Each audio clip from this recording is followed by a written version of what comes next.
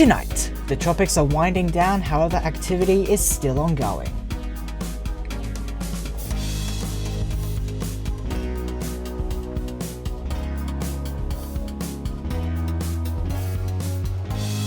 And now the latest around the wide world of tropics. Tropical Weather Bulletin for November 11th. So Nicole is the only thing active here in the wide world of tropics today on November the 11th, 2022, with our total number of storms so far this year remaining at 87. Now with that being said, we do remain just 5 off the worldwide average for storms so far this year, that number being 92. So, like I said, Nicole is the only thing active here in the Atlantic on day 164 of hurricane season. Now it is back down to a tropical storm after making landfall in Florida as a hurricane and is continuing to skirt the coastline of Florida. Once again, nothing is in the pipeline for the foreseeable future in the Eastern Pacific on day 181 of hurricane season for this part of the world. And an area of interest is present in the open waters of the Western Pacific. Now, for the moment, we have given the system a 40% chance of formation as it continues to track northward, but eventually, according to the models, it will curve towards the northeast as it continues its track. And a rather large Invest 93B exists in the Bay of Bengal. It is expected to move towards the Arabian Sea, and so far we have given this Invest a 30% chance of formation. This is for the North Indian Ocean as a whole, currently 93B in the Bay of Bengal, heading towards the Arabian Sea. Quiet times return to the Southwest Indian Ocean as nothing is active here for this current moment in time. The same thing for the Australian region too, as nothing is active here currently. And as always, well, at least for the moment, there is nothing active as well in the South Pacific region right about now. It looks to be this way for all 3 basins for quite some time. Nicole looking not great on satellite right now as it continues skirting the coastline of Florida. Bringing things over to the Eastern Pacific, you can just about see Nicole in the imagery provided here. However, no activity is happening in the Eastern Pacific. Now, hopefully, we've seen the last of activity in this basin for this year. An area of interest is in open waters with a 40% chance of formation in the West Pacific, and it's also not looking too great on satellite as it continues to head northwards.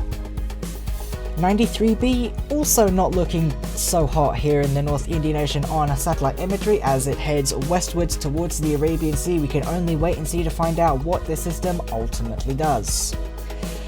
Over in the Southwest Indian and Australian regions, nothing is happening over here as the season is less than 2 weeks underway, so nothing is expected from these 2 regions for the time being. Same for the South Pacific. Nothing tropical is happening down here. Like I said, the seasons in the Southern Hemisphere are less than 2 weeks underway, so we're not typically expecting anything to happen for this time, for the time being even. However, it's not saying that nothing will happen throughout the entire season, or even throughout this month. It's just saying for the time being nothing has happened for this season so far, and that means since July, I want to say. Anyways, onto the models now. Nicole is more or less done, although I'm not sure why there's an uptick here and then the run here just ends. Shear is really ramping up to off the chart levels. It doesn't seem to be coming back down either, with sea surface temperatures no longer mattering here due to the storm continuing to be inland. Mid-level relative humidity remaining around favourable levels for the rest of the run, but like I said, that run doesn't last for very long. Hovers around the favourable 60% threshold until the run pretty much dies. That's it for the models right now. There wasn't really a lot on RAM that I could find. But onto the sea surface temperatures now. The West Pacific remains piping hot with 29-degree waters with pockets of 30 degrees in and around the equatorial regions. The Bay of Bengal and Arabian Sea remaining are roughly around 28 degrees. The tropical Atlantic also 28 degrees in both the Caribbean Sea and the main development region. The tropical Eastern and Central Pacific remaining largely 27 degrees and 28 degrees close to the coast of Mexico. It is also remains to be said that the southern hemisphere is also beginning to warm up as their cyclone seasons continue to quite literally warm up. Onto the anomalies, the Eastern and Central Pacific mostly above average, the West Pacific remaining as always unchanged with warmer than average waters, the Atlantic remaining pretty much above, the Bay of Bengal and Arabian Sea also remain above average, the Southwest Indian and South Pacific also mostly above. Just want to mention the La Nina still very noticeable in the equatorial regions of the Eastern Pacific and still going incredibly strong. Oceanic heat content as a whole in the Atlantic is on the decline as the season starts to wrap up. However, in the Caribbean, it is still noticeable, especially from the south of Jamaica all the way up to the island of Hispaniola. Ocean heat content is also winding down in the Western Pacific, but it is still very prevalent around the equatorial regions and to the east of the Philippines. There is a little bit here and there in the Eastern Pacific, but not much at all when you compare that to the Western Pacific. Bringing things down south, it is also prevalent by the equatorial region here, and it also looks to be increasing in energy down here too, which is to be expected for this time of year as the seasons up in the northern hemisphere come to an end and the seasons in the southern hemisphere start to begin and cause havoc for this part of the world. Don't forget, as that really silly animation plays, that Hurricane Week is coming up in 17 days, would you believe it? That's just over 2 weeks from now. A week of live events, animations, and all sorts starting November 28th for the entire week. To top it off, our third Force for Good charity livestream will cap it all off at the end. Don't forget, you can go to our merch store where you can buy things such as individual animations, mugs, jackets, t-shirts, and pillows, which Nathan will once again throw at me. Now, I don't know how many you've thrown at me, but please just stop it. Also worth mentioning is our line of still waiting for Hone shirts, marking over 1,000 or close to 1,100 days by this point of waiting for one storm that clearly does not want to come out and play. Moving on this day in 1957, the main feature was Typhoon Kit, which was making landfall in the Philippines as a Category 4 equivalent typhoon.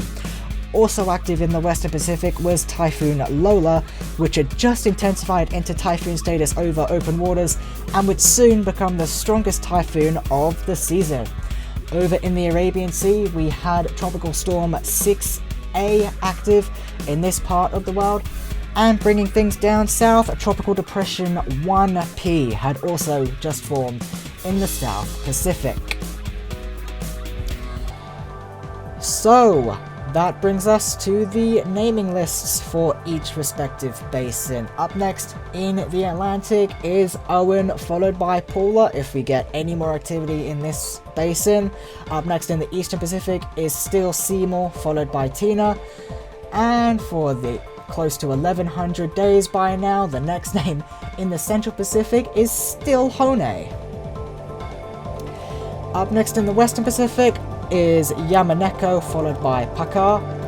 And up next in the North Indian Ocean is Mandus, followed by Mocha. Bringing things down under, the first name for this season in the Australian region still remains to be Darien, followed by Ellie. Up next in the Southwest Indian is Chineso, followed by Dingani. And finally, up next in the South Pacific is Harley, followed by Irene. That's all from me for now. We'll see you for another Tropic Weather Bulletin tomorrow night.